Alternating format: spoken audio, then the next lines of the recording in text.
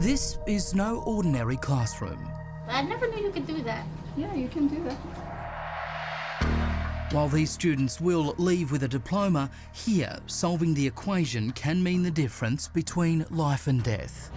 Minus 5A. These girls, all between 11 and 17 years old, are child prostitutes. When I was doing the prostituting, I tried to block it away from me. This girl, Carly, was scooped up by a pimp when she ran away from home, prostituted even before puberty.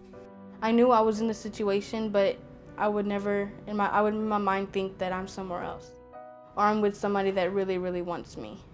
Those somebodies were husbands and fathers, even grandfathers, prepared and often anxious to pay her for sex. I can tell that they knew that I wasn't of her age. I had like a baby face. I think the younger they are, the more they want them. So when I look at it now, it's kind of disgusting. Who are these people buying these kids? They're doctors, they're lawyers, they're politicians, they're movie stars, they're musicians, you name it. I had a little boy tell me, a 14-year-old boy, that a man picked him up on the streets, took him to his home, walked him past his wife and his 2 young children into the back bedroom and had sex with him.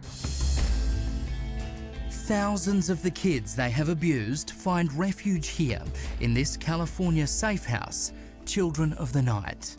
For 37 years, it's been run by a woman as incredible as she is fearsome, Dr. Lois Lee.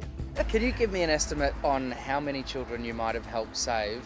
Over 10,000 children. It's only a few hundred each year. It's not that big, I don't think. And yet, it's monumental. Dr. Lee effectively raises these kids from the ashes, housing them, educating them and feeding them, all for free. Lois found her calling in the darkest of places after a tip-off about a young prostitute who was sent to meet a man named Angelo Buono, one half of the murderous duo now infamous as the Hillside Stranglers. I called the police, they had me in the police station, and they wouldn't send a car because they said she was just a whore. She turned out to be Hillside Strangler victim number 11. The girl's rape and murder sent Lois on a personal rampage.